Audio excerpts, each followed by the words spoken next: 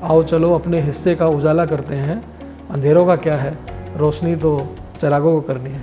पूरा शहर जानता है कि महेंद्र सिंह तंवर गाजियाबाद के में सुबह 6-7 बजे उठ के पूरे शहर का दौरा करते हैं, कहाँ कहाँ समस्या है, कहाँ कहाँ सड़क टूटी है, ऐसी समस्याओं को ढूंढते हैं और उनको ठीक कराते हैं। तो मैं इतना टाइम ऑफिस को इसलिए दे पाता हूँ क्योंकि मेरे घर में मेरी वाइफ बाकी सारी चीज़ें मैनेज करती हैं। नहीं, मुझे लगता है कि मेरी जो जिम्मेदारी मैं मानता हूँ, क्योंकि जिम्मेदार अगर आप हैं तो आपको काम करना होगा। 110-120 के करीब गाजियाबाद में नगर निगम पार्षद हैं, मेयर हैं, बोर्ड मेंबर्स हैं, सरकारी तंत्र है। उन लोगों से भी संवाद करना है, परिवार से भी संवाद करना है, मित्रों से भी संवाद करना है। क्या कर पाते हैं और कर पाते हैं तो कैसे कर पाते हैं? देखिए, मैं इसमें एक बात शेयर करना चाहूँगा। जब आप थोड़े से कामयाब हो जाते हैं तो ये उनकी जिम्मेदारी नहीं होती है कि वो कंफर्टेबल आपके साथ हों, ये आपकी जिम्मेदारी होती है कि आप उनको अपने हाथ कंफर्टेबल करें। तो क्या शुरू से ही महेंद्र सिंह तंवर ऐसे थे या फिर बदलाव ये शिक्षा के कारण हुआ? वेलकम टू शिक्षा.com। मैं हूं दीपक सिंह आपके साथ। आज हम इस स्पेशल वीडियो में अपनी स्पेशल सेगमेंट में बात करेंगे एक ऐसे व्यक्ति से जिन्होंने ज़िंदगी स्टार्ट करी इंजीनियरिंग से, टेक्सटाइल इंजीनियरिंग में। उसके बाद मर्चेंडाइज़र के रूप में नोएडा में एक एक्सपोर्ट कंपनी में, एक टेक्सटाइल कंपनी में काम भी किया। But now he is an administrator of a नगर निगम कॉरपोरेशन इन गाजियाबाद।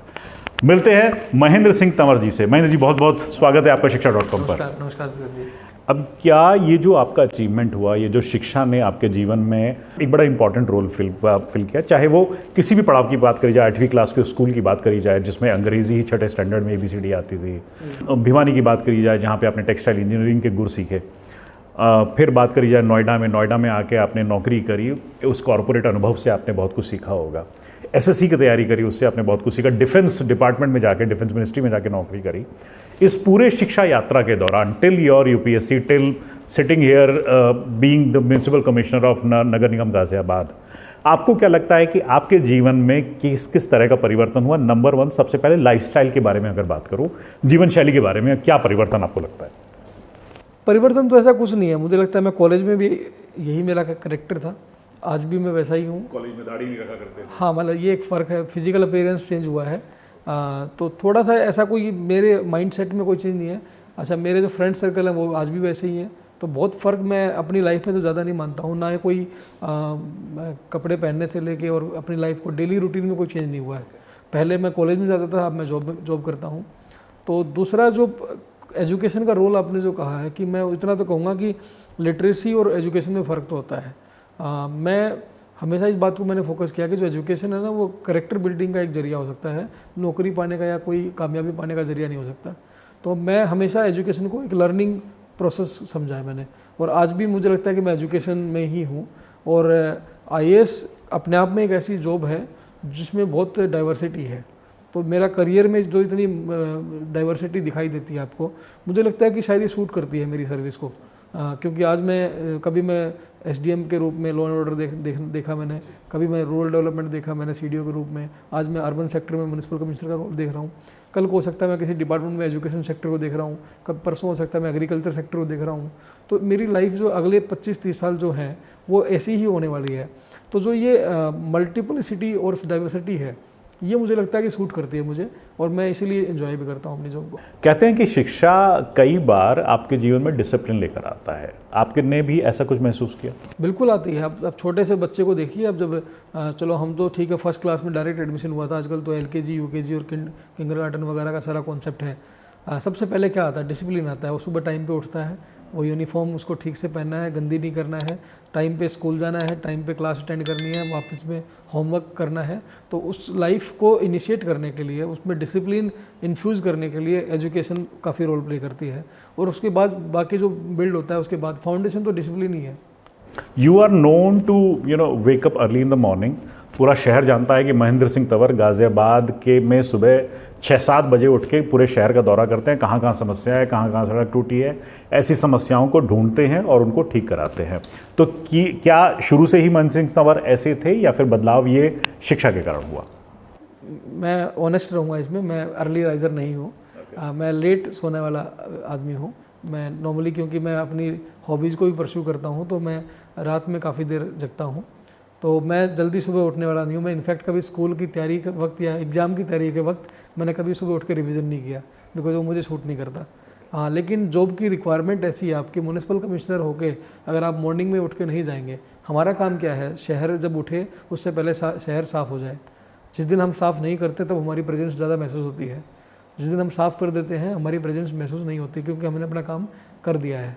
तो जब जब आपको अगर शहर में हमारी ज़रूरत महसूस नहीं हो रही है, इट मीन्स कि हम अपना काम कर रहे हैं। जब जब भी आपको लगता है कि आपको महसूस हो रहा है कि नगर निगम की कमी, तो इसका मतलब हमने काम नहीं किया।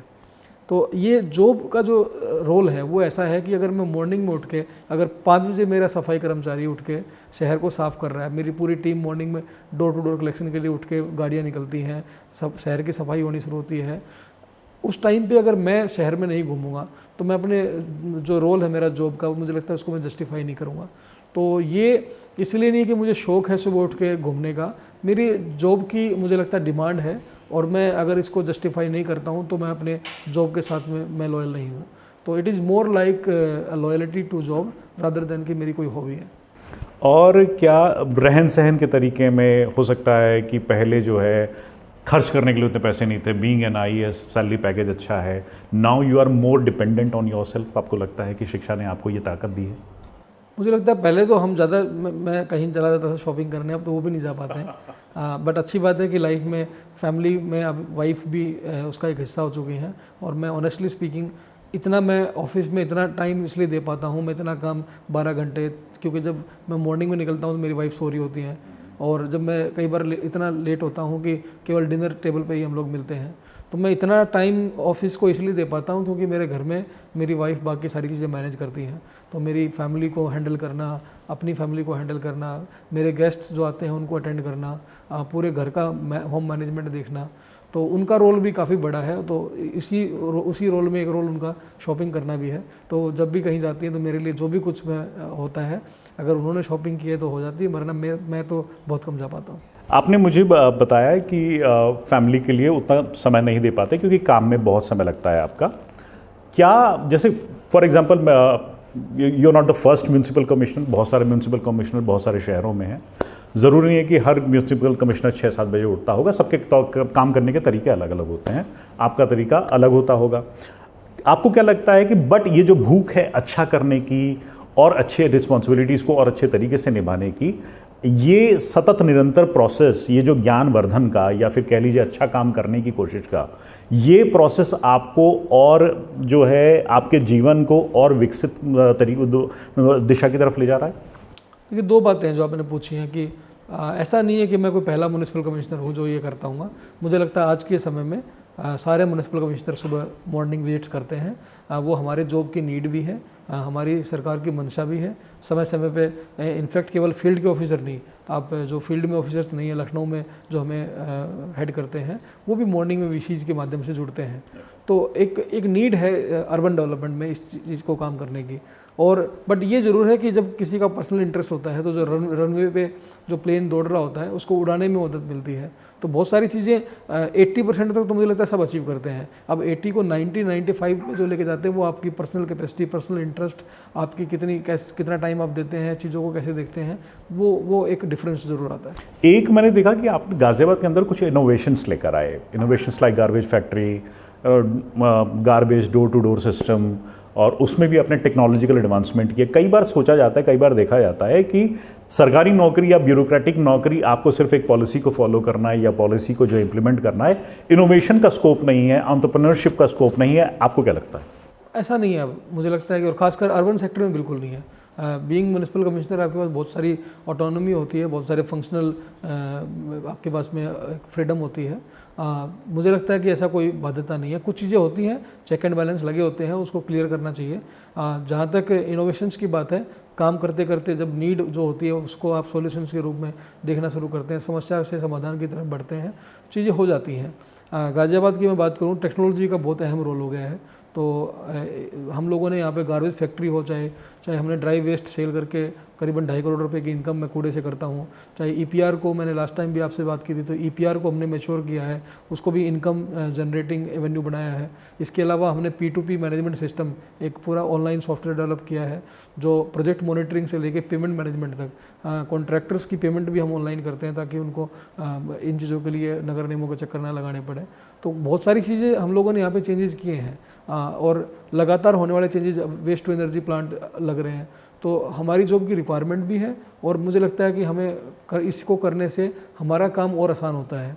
तो हमें प्रोसेसेस को सिंप्लीफाई करना है, यही हमारा काम है। क्या ये passion towards your work keeps you away from your family?